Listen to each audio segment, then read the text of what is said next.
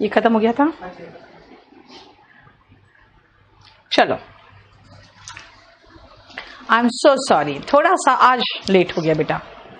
हाँ रखो। चलिए अब हम लोग स्टार्ट करते हैं। सुनो ध्यान से। हम लोगों ने आपको 3 पेज मैंने कराया, ध्यान से देखना। क्या हमने आपको 3 पेज कराया जिसमें फॉर्म्स में प्रॉब्लम था, है ना, जिसमें हमें फॉर्म्स में प्रॉब्लम हुआ। सी का 100, ग्राइंड का ग्राउंड, लेकिन उसके फॉर्म्स में भी प्रॉब्लम था, है ना। देखो 3 पेज कराया मैंने आपको। अब जो मैं आपको कराने वाली हूं उसमें फॉर्म्स में प्रॉब्लम नहीं है, उसमें ये प्रॉब्लम है कि हम कंफ्यूज कर जाते हैं किस वर्ब में, एक एस वाले में और डबल एस वाले में। ओके, एक एस वाले में भी कंफ्यूज करते हैं। क्यों? क्योंकि नाउन और वर्ब भी है। इसका मतलब है अब हम कंफ्यूजिंग, बेटा अभी रुक जाओ, थोड़ा सा रुक जाओ, पढ़ाने दो पहले। कंफ्यूजिंग वर्ब्स में आ गए हैं। उन कंफ्यूजिंग वर्ब्स में जिनको हम नाउन से कंफ्यूज कर जाते हैं, हो सकता है एडजेक्टिव से कंफ्यूज कर जाते हैं, हो सकता है उसी स्पेलिंग के दूसरे पार्ट ऑफ स्पीच से हम कंफ्यूज कर जाते हैं। ठीक है, तो अब आओ यहां पे पेज नंबर 85 में, और इसको ध्यान से देखो। डेजर्ट, एस एक एस है, इसका मतलब है रेगिस्तान, और डेजर्ट का मतलब हो गया छोड़ देना। ठीक है, लेकिन डिजर्ट डबल एस वाला जो है, खाने के बाद जो हम स्वीट डिश वगैरह खाते हैं ना, उसको डिजर्ट कहते हैं। क्लियर? इफेक्ट, ए वाला जो इफेक्ट है, इसका मतलब होता है असर करना। एक जो है वो असर करना, और जो असर करके उसका प्रभाव या परिणाम होता है ना, वो इफेक्ट होता है।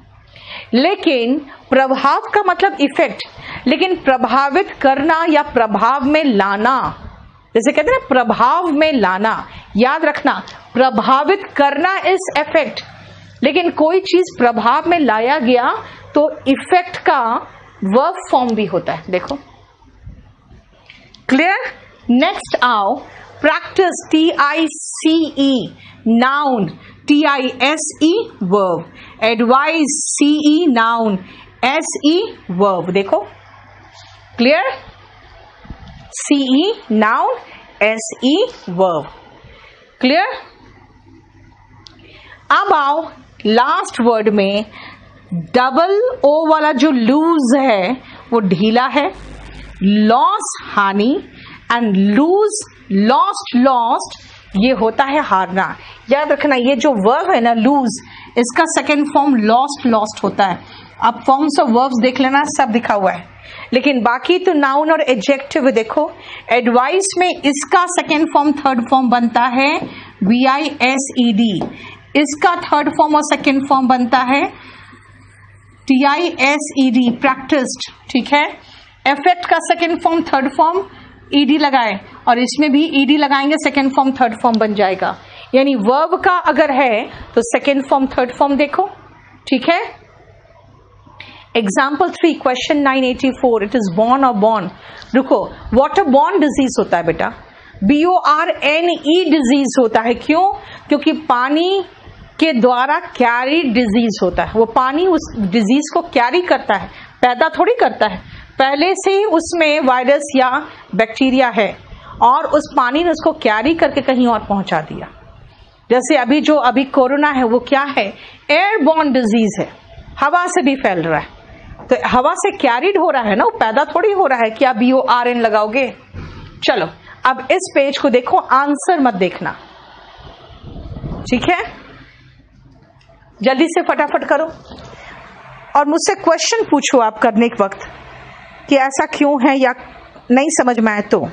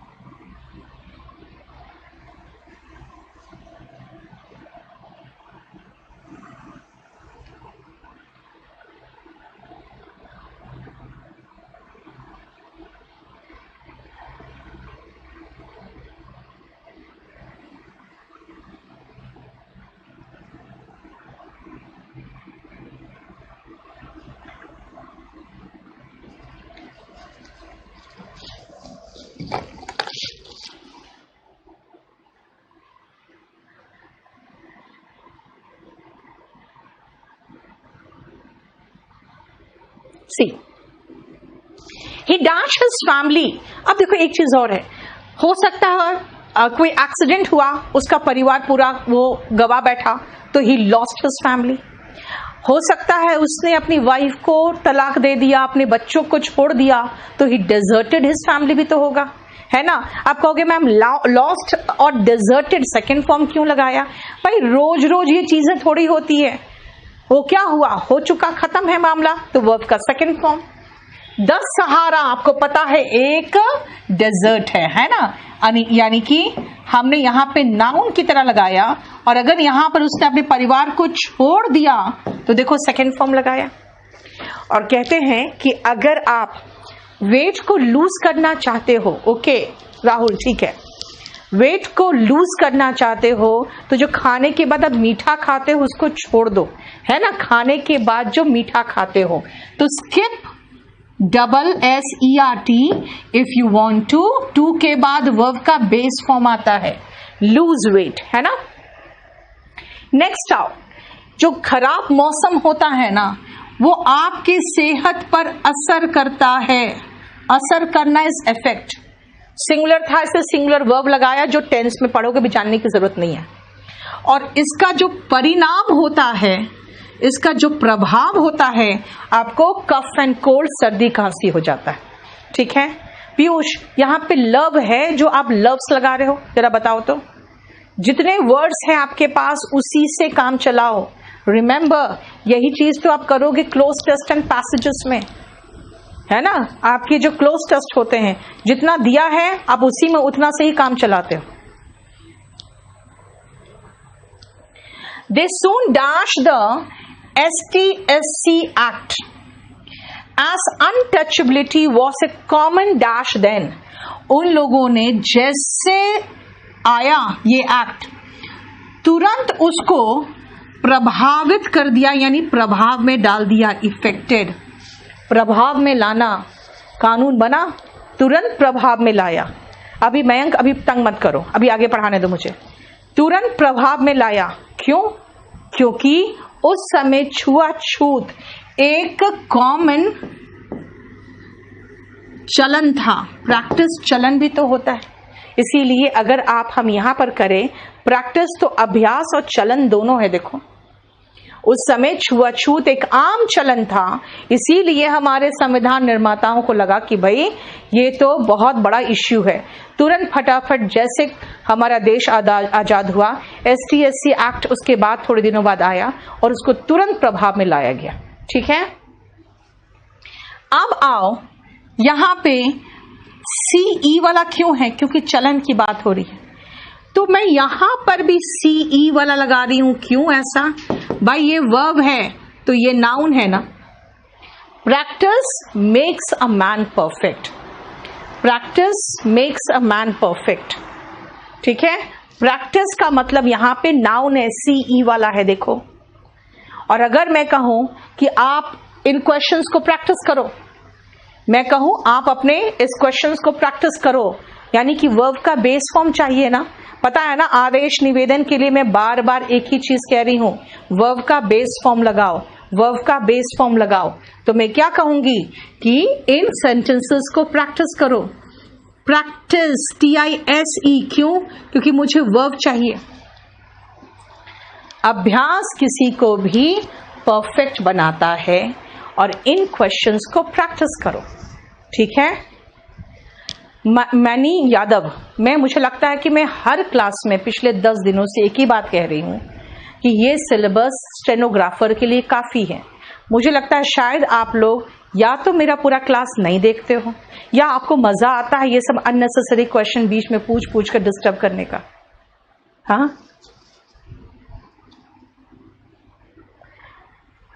बोलो, समझ में आया?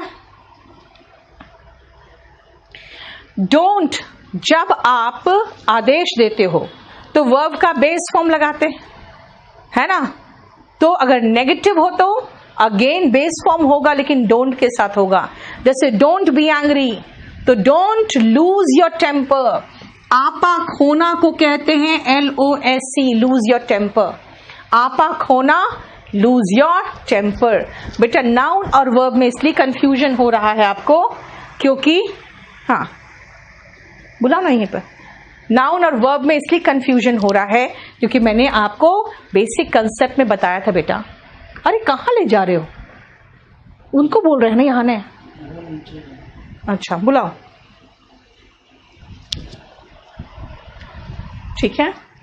डोंट लूज योर टेम्पर, इसका मतलब है टेम्पर मतलब आपा। ही इज वेयरिंग अ कैसा शर्ट? भाई इस शर्ट की विशेषता बतानी है मुझे। ढीली shirt, loose shirt. He is wearing, wearing बोलते हैं, वियरिंग मत बोलना। He is wearing a loose shirt. 6th और 7th में फिर से रुक जाओ। पाकिस्तान मैच हार गया, lost the match. It is your, तुम्हारा घाटा, मेरा कुछ नहीं जाता, वही है। It's your loss not mine, ये तुम्हारा घाटा है। डोंट डैश मी, मुझे आप सलाह मत दो। डोंट एडवाइस मी। लेकिन अगर मैं कहूं आई नीड योर, तो याद रखना योर, माई, हिज, हर, इनके बाद हम नाउन लगाते हैं। बेसिक कंसेप्ट में बताया है। I need your advice, VICE। 6th और 7th आपको इसमें जो प्रॉब्लम है मैं समझा दूं फिर से, देखो ध्यान से सुनना। यहां पे वर्ब है मेक्स, तो मुझे एक सब्जेक्ट चाहिए तभी तो वर्ब लगेगा, है ना। कहते हैं प्रैक्टिस जो होता है ना, अभ्यास, इंसान को परफेक्ट बनाता है। लेकिन आपको मैं आदेश दे रही हूं, दीज क्वेश्चंस, ये नाउन है, इन क्वेश्चंस को, ये एडजेक्टिव है, इन क्वेश्चंस को प्रैक्टिस करिए। तो वर्ब का बेस फॉर्म चाहिए, वर्ब चाहिए, तो वर्ब तो SE वाला वर्ब था। देखो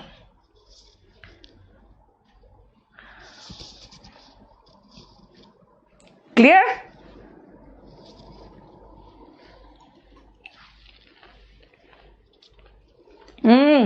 जो लोग पूछ रहे हैं याद होना चाहिए आपको। योर, माई, हिज, हर वगैरह के बाद मैंने नाउन बेसिक कंसेप्ट में पढ़ाया है आपको, ठीक है। और अपना आपा मत खो, don't lose your temper. Clear? Yes, lost verb हुआ ना बेटा। चलो अब इस पेज को देखो जरा एक बार।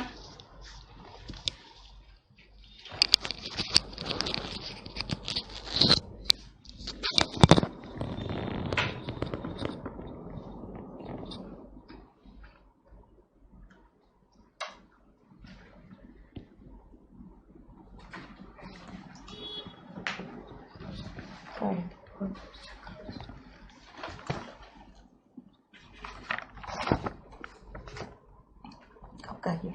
कल का?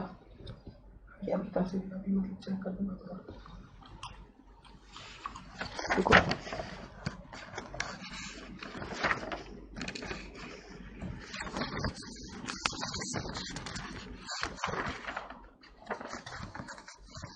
अभी तो स्पोकन क्लास होगा ना, उसका तो बना कर दे दिया है ना आपको, तुमको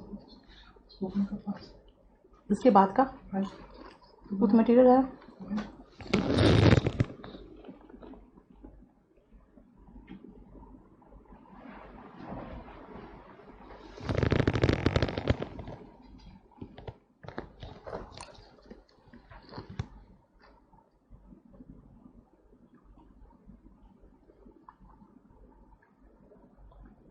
देख लिया?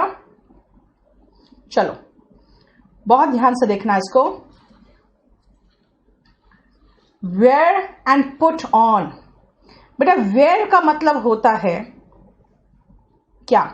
सुनो ध्यान से, यहां पर सुनो।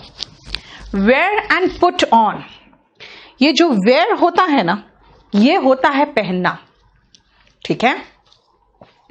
और पुट ऑन भी पहनना, डिफरेंस है बेटा।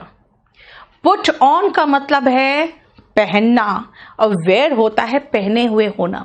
यानी जैसे I am wearing a yellow suit, ठीक है, and please put on the sweater. Clear? इसका मतलब कि जब आप पहनने की बात करते हो तो पुट ऑन, पहने हुए की बात करते हो तो वेयर होता है। ठीक है? स्टैंड, पता है स्टैंड मतलब खड़ा होना।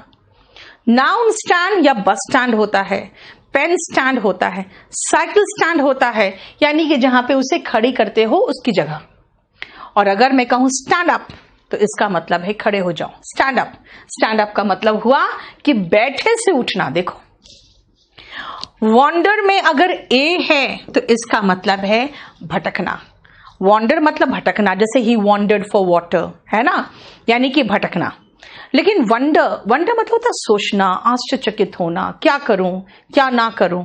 वो परवीन मुझे आप व्हाट्सएप करो, मैं यहां पे डिस्टर्ब नहीं होना चाहती हूं।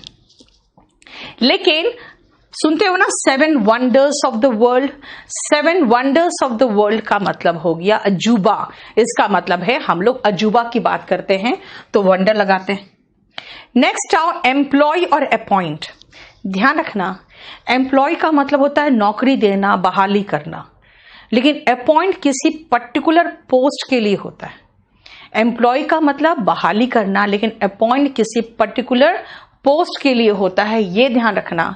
इसका मतलब नियुक्त करना हुआ, यहां पे नौकरी देना हुआ। और ओवरटेक मतलब उसके आगे निकल जाना, है ना, जैसे गाड़ी आपकी किसी और गाड़ी से ओवरटेक कर जाती है। लेकिन टेक ओवर, तो टेक ओवर का मतलब होता है, याद रखना, टेक ओवर का मतलब टू टेक कमांड और कंट्रोल ऑफ, है ना। इसका मतलब है जैसे कि सरकार गिर गई, दूसरी सरकार ने टेक ओवर कर लिया।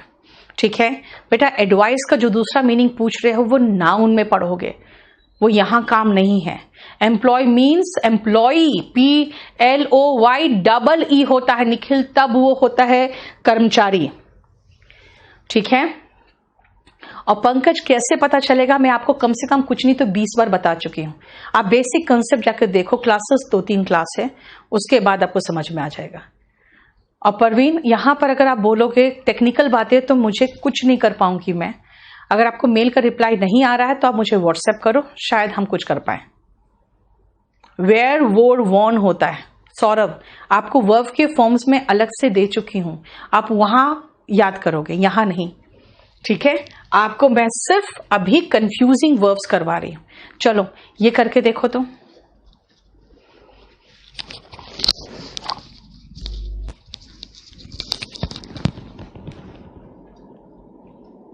ये चाय ले लो।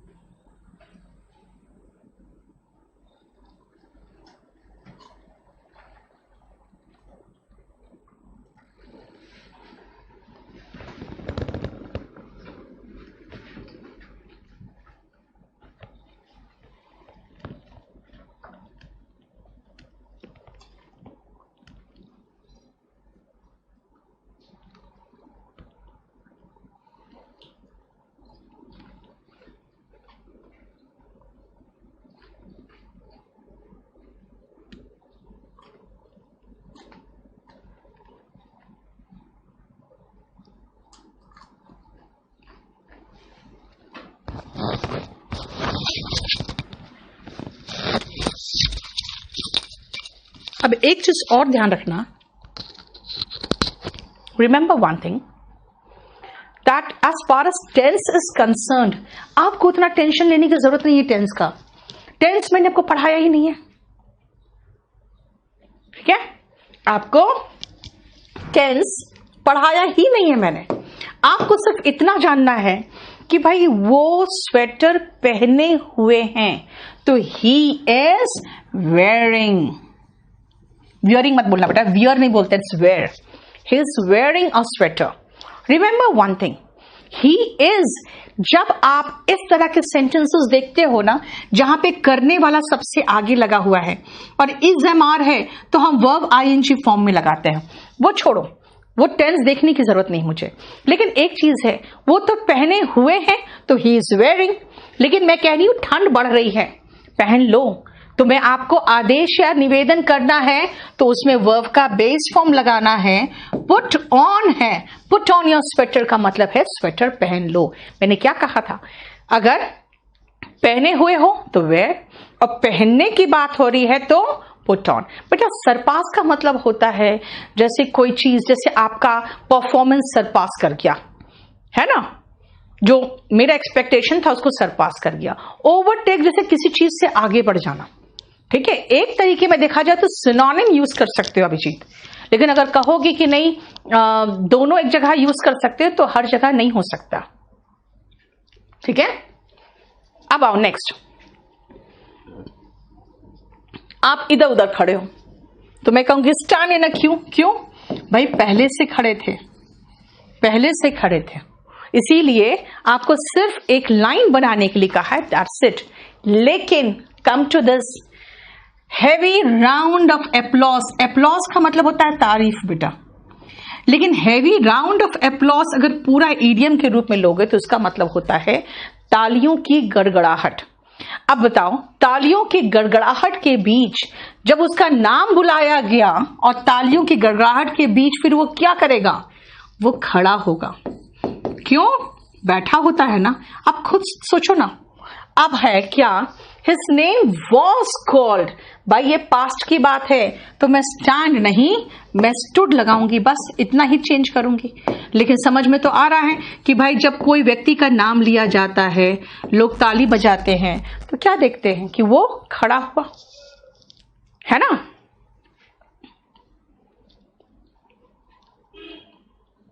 धर्मेंद्र आप मुझे व्हाट्सएप करो बेटा, यहां पे नहीं।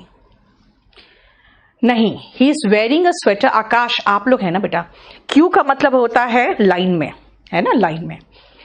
आप लोग सोचते हो हिंदी मीडियम की तरह अगर सोचोगे तो प्रॉब्लम होगा। आपको हिंदी मीडियम में सिखाया जाता है कि रहा होगा, रही होगी होता है तो हम प्रेजेंट कॉन्टिन्यूअस टेंस लगाते हैं। भाई जरूरी नहीं है हर जगह, मैं खड़ी हूं आप बैठे हो, फिर इसका इंग्लिश क्या होगा, I am standing and you are sitting, है ना। उसने रेड कलर का सूट पहन रखा है, she is wearing a red coloured suit, है ना।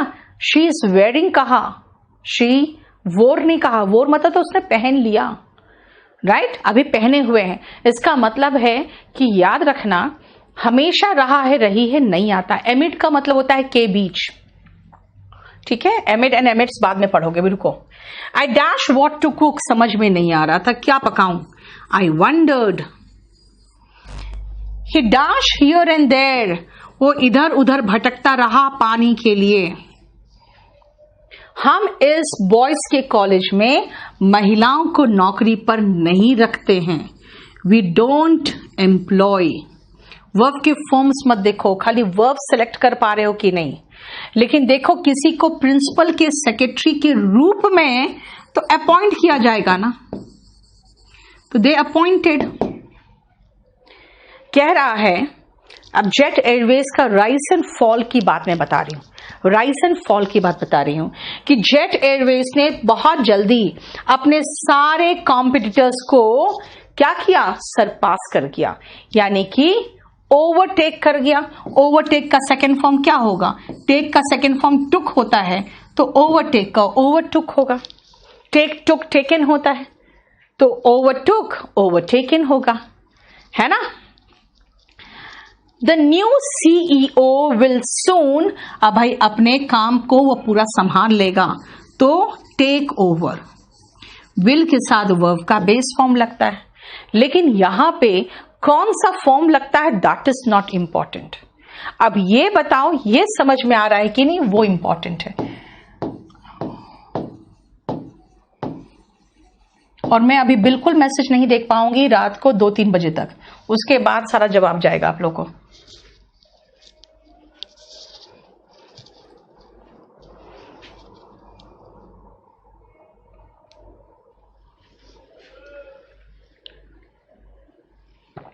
एप्लॉज का मतलब बेटा तारीफ होता है, लेकिन राउंड ऑफ एप्लॉज यहां पे ना, हेवी राउंड ऑफ एप्लॉज मतलब तालियों के गड़गड़ाहट के बीच। फॉर्म मैंने क्या लगाया है उसका टेंशन मत लो, टेंस पढ़ोगे तब जानोगे। वर्ब क्या लगाया है वो समझ में आना चाहिए, दैट्स इट। ठीक है, क्लियर।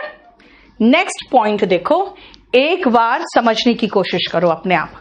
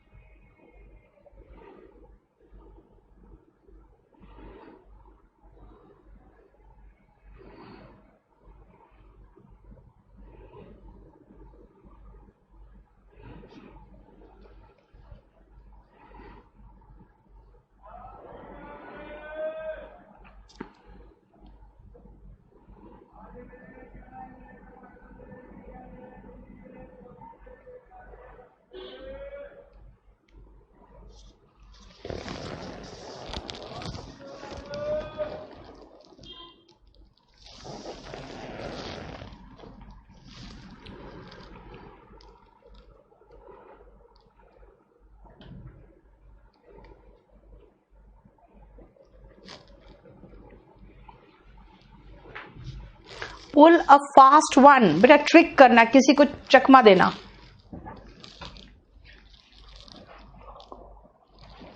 अपॉइंट हमेशा किसी पोस्ट पे होता है, वहां पे प्रिंसिपल के सेक्रेटरी के रूप में अपॉइंट हुआ है, और एम्प्लॉय तो नौकरी देने की बात होती है। प्रेस्टिजियस नामी हुआ प्रेस्टिजियस, और क्या?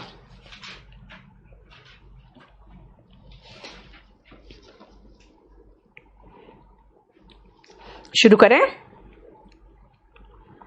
चलो देखो ध्यान से। आपने कुत्ते को कभी देखा, कहते हो ना ये बहुत अच्छे ब्रीड का, अपने बहुत अच्छे ब्रीड का डॉग है ये, कहते हो ना। ब्रीड मतलब नस्ल की बात करते हो। फिर कहते हो कि मैं इस डॉग के को ब्रीडिंग के लिए ले जा रहा हूं। चाहे कई बार ऐसा कहा जाता है कि जो हमारे स्टेबल के जो हॉर्सेस है उनके ब्रीड को ले जा रहे हैं, यानी ब्रीडिंग कराने के लिए ले जा रहे हैं। ब्रीड का मतलब क्या होता है फिर? अगर हम ब्रीड को नस्ल कह रहे हैं तो ब्रीड को वर्ब के रूप में नस्ल पैदा करना, नस्ल हटा दो, पैदा करना भी तो होता है ना। उपज करना या पैदा करना को भी ब्रीड कहते हैं। ठीक है, नेक्स्ट आप ब्रूड क्या है? भाई ब्रूड नाउन है कि वर्ब है? पहले ये बताओगे ना क्या ब्रूड कहना क्या चाहते हो। मैं कहूंगी चलो नाउन बताओ। तो a group of young birds होते हैं, इसका मतलब समझो क्या होता है। इसका मतलब है जब कोई भी पंछी अपने घोंसले में जब अंडा देती है ना, तो 4-5 अंडे एक साथ देती है ना। जब 4-5 अंडे एक साथ देती है, उसके जो बच्चे निकलते हैं छोटे छोटे, तो एक साथ जो छोटे छोटे बच्चे एक ग्रुप में होते हैं ना, यानी एक टाइम के और एक ही साथ पैदा हुए बच्चे, उनको हम लोग कहते हैं ब्रूड। ठीक है, लेकिन ब्रूड अगर वर्ब में पूछोगे तो होता है जैसे कुढ़ना, परेशान होना, कुढ़ रहे हो, दुखी हो, बहुत दिनों से एक ही चीज को ले लेके टेंशन में हो, उसको हम लोग ब्रूड कहते हैं। सेल बेचना, लेकिन लिखा रहता है क्या? सेल। सेल मतलब क्या भाई? यहां बिक्री लगी हुई है। कुछ लोग सोचते हैं सेल का मतलब है कि सस्ते रेट पे बेचना, ऐसा नहीं है। ठीक है ना, ऐसा नहीं है। सेल का मतलब सिर्फ बिक्री है। डिस्काउंट पे सेल किया जा रहा है, उनको प्रैक्टिकली लिखना चाहिए था कि सेल एट 50% डिस्काउंट, लेकिन वो सेल लगाते तो सबको लगता है अच्छा सेल का मतलब हो गया दाम कम है। ऐसा नहीं है।